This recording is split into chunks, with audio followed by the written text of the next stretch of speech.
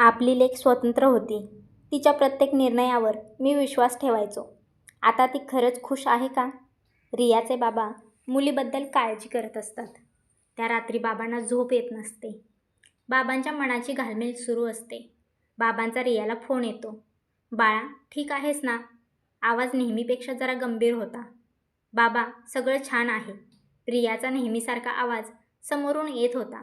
पण बाबांच्या मनात शंका थांबत नव्हती. त्यांनी त्या शंकेनेच विचारले, अभय तुला पूर्ण सपोर्ट करतो ना? कधी कोणत्या गोष्टीत तुला अडवत नाही ना? ते डायरेक्ट विचारतात.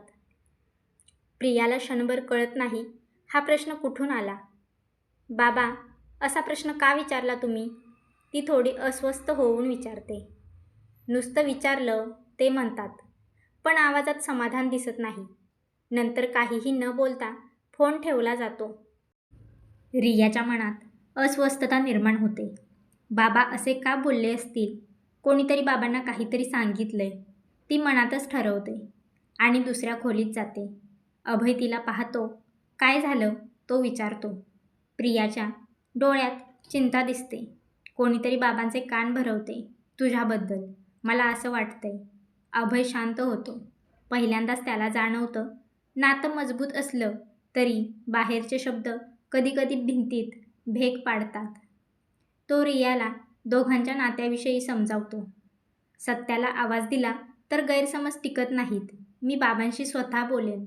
तो रियाला बोलतो. तू काहीही काळजी करू नकोस.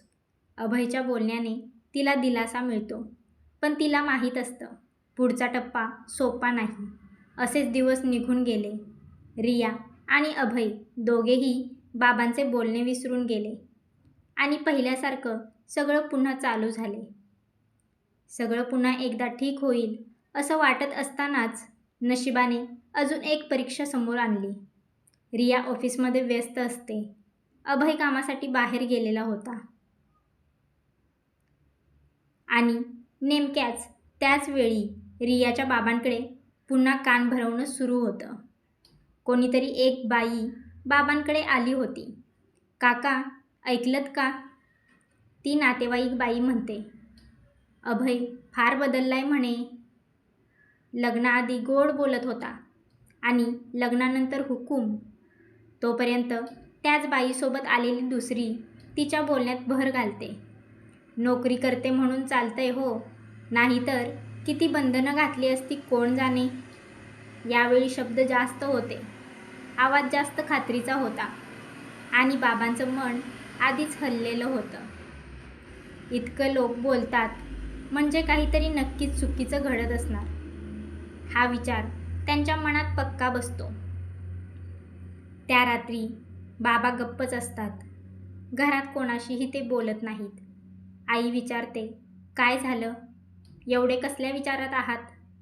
बाबा हळू आवाजात म्हणतात, आपली रिया खरंच सुखात आहे ना? आई थबकते. असा प्रश्न तुम्हाला का पडतोय? तुम्हाला माहीत आहे ना आपला जावई किती चांगला माणूस आहे? हो, माहीत आहे, पण लोक बोलतायत. बाबा म्हणतात. आणि यावेळी जास्त खात्रीने बोलतायत. आता अभयकडे आणि आपल्या मुलीकडे दुर्लक्ष करून चालणार नाही. आई काही बोलत नाही, पण तिच्या मनातही भीतीची हलकीशी सावली येते. दुसऱ्या दिवशी रिया बाबांना फोन करते. नेहमीसारखी हसत हसत बोलत होती. बाबा, काय करताय? पण बाबांचा आवाज थंड होता. रिया, अभय तुला पूर्ण स्वातंत्र्य देतो का? ते थेट विचारतात. रिया पुन्हा हादरते. ही दुसरी वेळ आहे बाबा. तुम्ही माझ्यावर विश्वास ठेवत नाही का? तिचा आवाज थरथरतो. मी तुझ्यावर विश्वास ठेवतो बाबा म्हणतात, पण परिस्थितीवर नाही. ते वाक्य रियाच्या काळजावर बसतं. काही न बोलता फोन ठेवला जातो. रिया शांतपणे विचार करत बसते. डोळ्यात पाणी, पण रागही तेवढाच होता. मी माझं आयुष्य जगते, तरीही मला स्वतःच्या सुखाचं स्पष्टीकरण द्यावं लागतंय. असे गैरसमज बाबांच्या मनात कोण पसरवत असेल? रिया विचार करत असते. अभय संध्याकाळी घरी येतो. तिचा चेहरा पाहून तो सगळं समजतो. ती बाबांच्या बोलण्याबद्दल अभयला सांगते. बाबा पुन्हा फसलेत ना? तो हळूच विचारतो. रिया मान हलवते. अभयचा चेहरा जास्तच कठोर होतो, पण आवाज शांत ठेवून बोलतो. आता फक्त बोलून चालणार नाही. तो म्हणतो, आता सत्य बाबांना दाखवावं लागेल. त्या क्षणी रिया आणि अभय दोघांनाही कळतं, ही परीक्षा नुसत्या प्रेमाची नाही, तर विश्वास टिकवण्याची आहे. दुसऱ्या दिवशी रिया बाबांना फोन करते. बाबा, आम्ही दोघे उद्या येऊ का? काहीतरी स्पष्ट करायचं आहे. क्षणभर शांतता होते. मग बाबांचा गंभीर आवाज येतो. या. दुसऱ्या दिवशी रिया आणि अभय बाबांच्या घरी पोहोचतात. घर ओळखीचं, पण वातावरण काही वेगळंच वाटत होतं. रिया बाबांसमोर बसते. अभय थोडा मागे बसतो. गेल्या गेल्या रिया सुरुवात करते. बाबा, तुम्ही माझ्या सुखाबद्दल विचार करता, हे माझं भाग्य आहे. पण कोणीतरी सांगतं म्हणून तुम्ही मला थेट अभयबद्दल विचारता, हे मला दुखावतं. बाबा काही बोलत नाहीत. लगेचच अभय पुढे येतो. पहिल्यांदाच तो थेट बाबांशी बोलतो. काका, मी परिपूर्ण नाही. कधीकधी माझी भीती चुकीच्या निर्णयात बदलते. हे मी मान्य करतो. हे ऐकून बाबांच्या नजरेत आश्चर्य उमटते. पण अभय पुढे म्हणतो, मी रियाला थांबवायला शिकत नाही. मी तिला समजून घ्यायला शिकतोय. ती नोकरी करते, पुढे जाते आणि मला तिचा अभिमान आहे. रिया बाबांकडे पाहून म्हणते, बाबा, मी आनंदात आहे. खरंच, जर एकही दिवस मला असं वाटलं की मी इथे कमी पडते, तर सगळ्यात आधी तुमच्याकडेच येईन. आई बाजूला उभी राहून सर्व काही ऐकत असते. ती हळूच म्हणते, तिच्या शब्दांवर विश्वास ठेवा. आपण तिला स्वतंत्र बनवलंय. बाबा खोल श्वास घेतात. थोडा वेळ जातो. मग ते अभयकडे पाहतात. माझी लेक माझ्यासाठी सगळ्यात मौल्यवान आहे, ते म्हणतात. तिच्या डोळ्यात आजही आत्मविश्वास दिसतो. म्हणजे ती ठीक आहे. पुन्हा ते रियाकडे वळतात. पण लक्षात ठेव, कोणी काहीही बोलो, तुझं घर इथे कायम आहे. रिया उठून बाबांना मिठी मारते. डोळ्यातून अश्रू ओघळतात. अभय पुढे येतो. रियाच्या बाबांपुढे हात जोडतो. विश्वास ठेवा काका, मी तिचा हात घट्ट धरतोय. मी तिला कोणतेही साखळदंड घालत नाही. त्या क्षणी बाबांच्या मनातली शंका विरते आणि घरात पुन्हा एकदा शांततेचा श्वास घेतला जातो. बाबा, रिया अभयला सांगतात, ज्या व्यक्तीने बाबांचे कान भरवले होते त्याच्याबद्दल. त्या दिवशी सकाळपासूनच रिया आणि अभय त्यांच्या निर्णयावर ठाम होते. आज शांत बसायचं नाही. आज कोणाच्या तरी शब्दांनी नातं हलणार नाही. रिया म्हणाली, अभय, आज जर आपण गप्प बसलो तर उद्या कोणी पुन्हा बाबांचे कान भरेल. अभय मान हलवतो. तिचे म्हणणे अभयलाही पटते. आज सत्य समोर आणायचं त्या दोघांनी ठरवले होते. अभयने एक फोन केला. ज्या व्यक्तीने मुद्दाम गैरसमज पसरवले होते त्यांना. काका, आज संध्याकाळी घरी या. अभय शांत पण ठाम आवाजात म्हणतो. काही गोष्टी स्पष्ट करायच्या आहेत. त्या माणसाला अभयच्या आवाजातली गंभीरता जाणवते. तो मुद्दाम टाळाटाळ करतो. मला काम आहे, मी येऊ शकणार नाही, असा समोरचा व्यक्ती बोलत असतो. पण रिया थेट म्हणते, आज नाही आलात तर आम्ही सगळं बाबांसमोर सांगणार आहोत. संध्याकाळी घरात सगळे जमलेले असतात. बाबा, आई आणि ती व्यक्ती. थोडी अस्वस्थ अभय सुरुवात करतो. काका, तुम्ही बाबांना जे सांगितलं ते तुम्ही स्वतः पाहिलं होतं का? तो गडबडतो. म्हणजे लोक बोलतात. मी तर फक्त सांगितलं. रिया मध्येच बोलते. पहिल्यांदाच न घाबरता ती बोलते. लोक बोलतात, पण आयुष्य मी जगते. तुम्ही मला एकदाही विचारलं का, मी सुखात आहे का? खोलीत शांतता पसरली. तो माणूस खाली मान घालून गप्पच राहिला. बाबा पुढे झुकतात. तू म्हणालास अभय तिला अडवतो. कधी, कुठे, कशावरून ते मला स्पष्ट सांग. त्या माणसाकडे त्या प्रश्नाचे काहीच उत्तर नसते. तो माणूस गप्प होतो. डोळे खाली असतात. आई म्हणते, अंदाज आणि अफवा हे सत्य नसतं. अभय पुढे म्हणतो, काका, तुमच्या एका वाक्यामुळे एका वडिलांच्या मनात आपल्या लेकीबद्दल भीती बसली. ती भीती नसून लेकीची काळजी असते. ते शब्द खूप भावूक होते. त्या व्यक्तीचा आवाज शेवटी फुटतो. माझी चूक झाली. तो मान्य करतो. मला वाटलं मी भलं करतोय, पण मी गैरसमज वाढवला. त्या माणसाला स्वतःची चूक लक्षात आल्यावर बाबा शांतपणे म्हणतात, पुढच्या वेळी कोणाचं आयुष्य बोलायचं असेल तर आधी त्या माणसाशी बोला.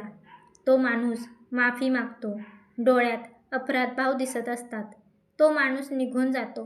रिया बाबांकडे पाहते. आता तुम्हाला कळलं ना बाबा, मी ठीक आहे. बाबा तिच्या डोक्यावर हात ठेवतात. ते हळू आवाजात म्हणतात, आज मला दिसलं. अभय रियाकडे पाहतो. दोघांच्या नजरेत एकच भाव. सत्य उशिरा येईल, पण तेच टिकतं. त्या संध्याकाळी रिया आणि अभय तिथेच मुक्काम करतात. सगळं स्पष्ट झाल्यानंतर घरात शांतता होती. रिया स्वयंपाकघरात आईसोबत होती. अभय थोडा मागे बसलेला. मनात अजूनही थोडी धाकधूक होती. तेवढ्यात बाबा उठतात. अभय, ते ठाम आवाजात म्हणतात, इकडे ये. अभय उभा राहतो. जवळ येतो. डोळ्यात आदर आणि थोडी भीती. बाबा सगळ्यांसमोर बोलायला सुरुवात करतात. आजपर्यंत मी तुला फक्त जावई म्हणून पाहिलं, पण आज मी तुला माझ्या लेकीचा आधार म्हणून पाहतोय. रिया बाबांकडे बघत थांबते. आईची नजर बाबांकडे जाते. लोक काय बोलतात यापेक्षा तू कसं वागतोस हे आज मला दिसलं. बाबा पुढे म्हणतात. ते अभयच्या खांद्यावर हात ठेवतात. रियाचा हात तू पकडून ठेवलायस. तिला बांधून ठेवलं नाहीस. हेच माझ्यासाठी महत्त्वाचं आहे. अभयचा आवाज भरून येतो. काका, मी कधीच तिचं नुकसान करणार नाही.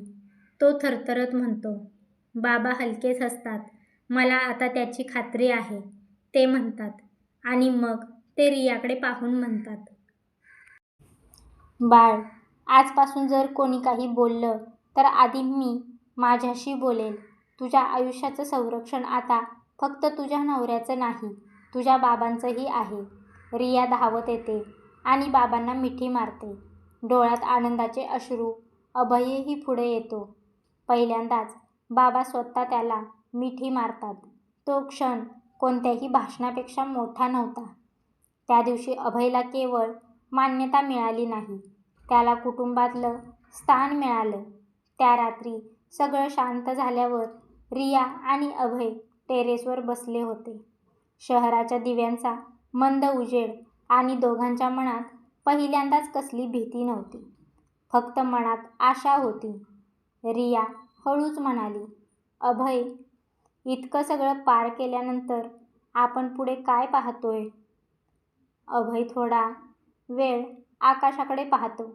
मग तिच्याकडे वळून म्हणतो, मी असा विचार करतोय की आपलं घर फक्त आपल्यासाठी नसावं, ते आधार देणारं असावं. रिया उत्सुक होते आणि ती विचारते, म्हणजे?